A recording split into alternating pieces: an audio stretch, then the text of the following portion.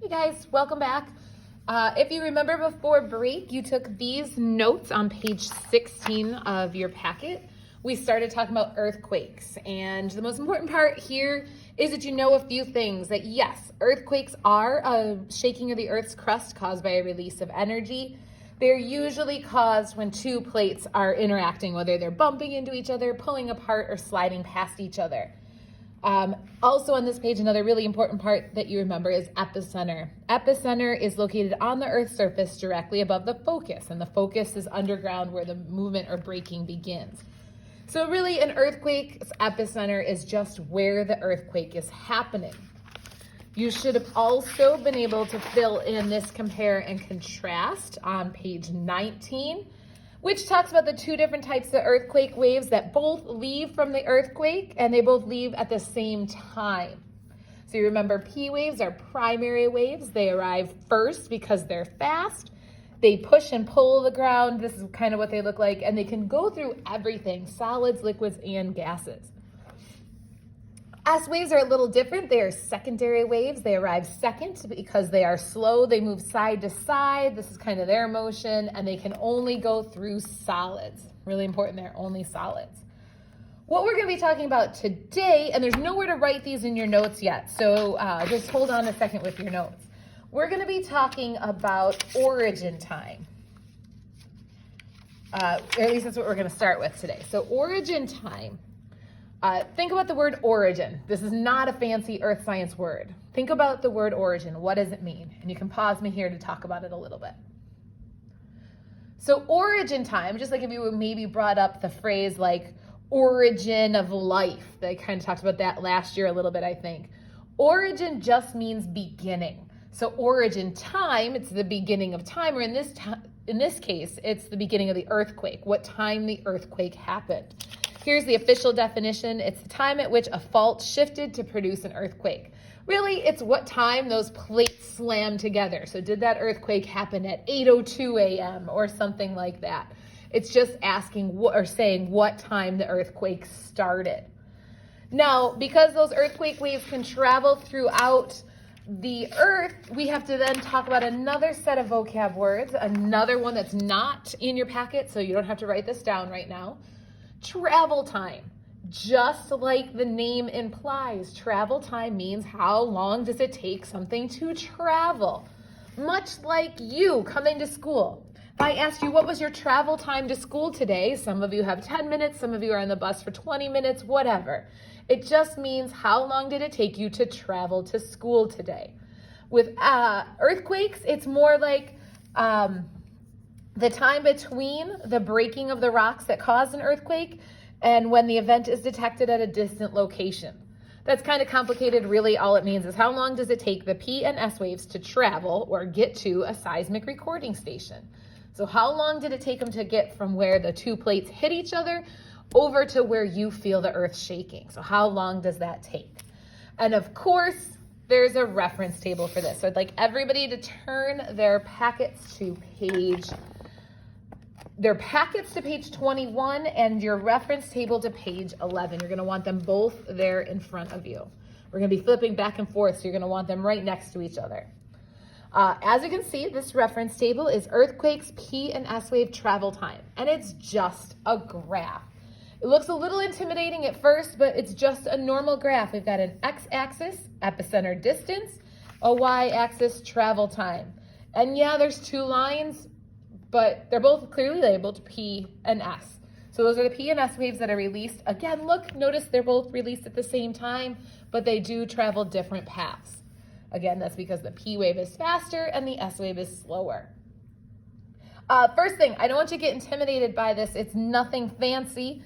The x-axis does have a few weird things though, so it is epicenter distance.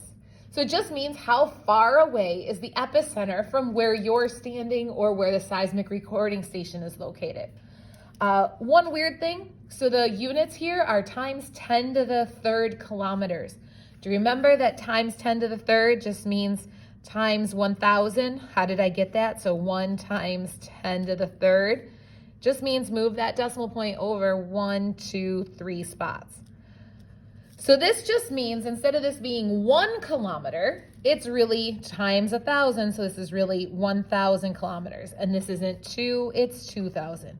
So I like to add those labels so that we don't forget. So I'd like to go through the whole thing and add 3 zeros after each one of these. I think it's a good idea to go down to save yourself some space, just like I'm doing right here.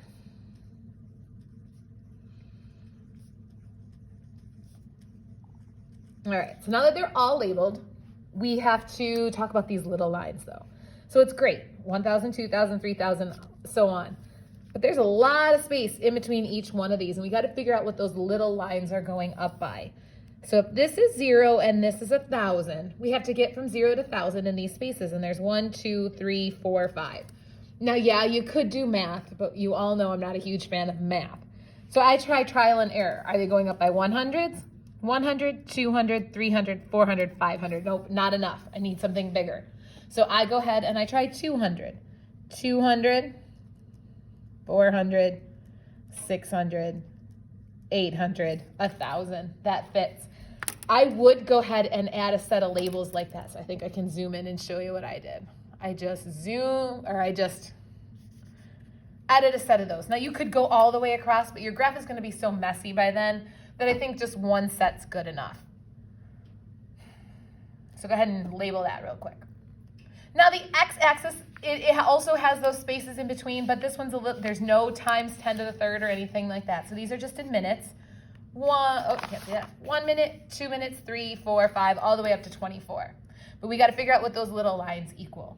And something important here is that you remember that there are 60 seconds in a minute. So these are going up by a certain amount of seconds. Zoom in again. All right.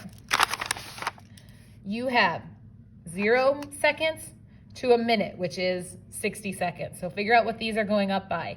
They're not going up by 30s because that would only be one line.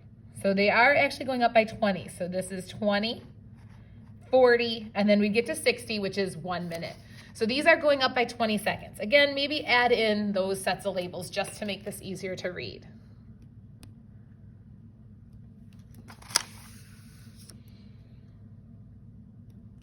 Now we're going to practice with this. Now it's just like any other graph. If you know the distance and you're looking for the travel time, just up and over. Or if you know the travel time and you're looking for the distance, you just go over and down. So you have a set of examples of these on page 21 of your packet. And the first one asks state how long it takes for the P wave and S wave to travel the distance listed below. So let's do the first one together. First one is 7,000 kilometers, and we need to find the P wave travel time and the S wave travel time. So you got to find 7,000. That's the first step. 7,000 is a distance, so that's going to be down here. These are minutes, so they're not going to find 7,000 over here. So here's 7,000. We need to know how many minutes it takes the P wave to travel that far. It's pretty simple. So you find the 7,000, you follow your finger until you hit the P wave line, and then we need to read over. Now here's the tricky part. It's small, and you do have to be as accurate as possible. So follow this up.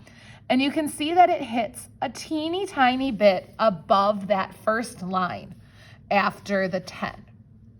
Now there's a couple things you could do here. You could use your finger and read over. Our fingers are a little wobbly though, so you might not make a straight line.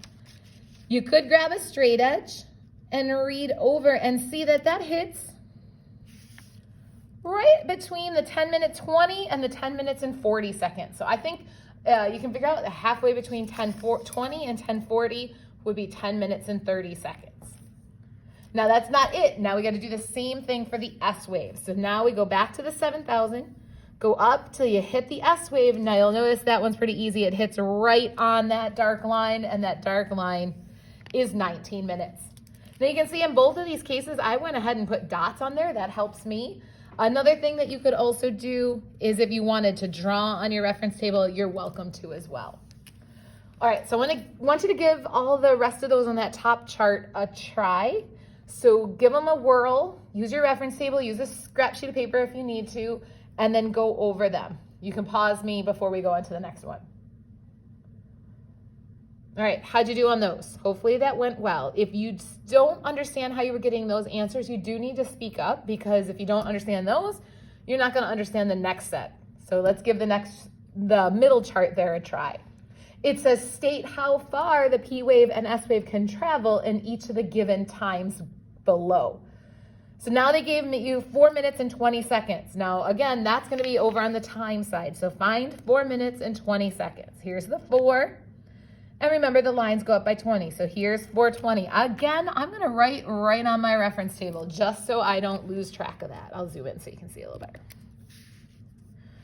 So I labeled that, and now I just need to know the distance it can go in that 4:20. Now, it wanted the P wave, so I don't stop at the S wave yet. Hits there, goes down. Now, notice I'm writing on my reference table again. There's no problem writing on your reference table. If your reference table gets too messy and you want another one, just let me know. I've got 100 over there. You know that. So again, I went to 4:20, went over till the P wave, went down. One line after the 2,000. Now remember, those go up by 200, so that's 1,200. Now again, you're not done there. Now you got to do the S wave. So 4:20, here's the S wave. Now notice it doesn't hit right on the 1,000 line or the 1,200. Let me zoom in so you can see that. Right there is in between the 1,000 and the 1,200. It is important that you estimate that at 1,100. Yeah, the Regents will give you a little bit of wiggle room, but not too much. And the more accurate you are here, the more accurate you'll be with the next steps we take with this next week. All right, again, give those last ones a try there, and we'll move on to the next section.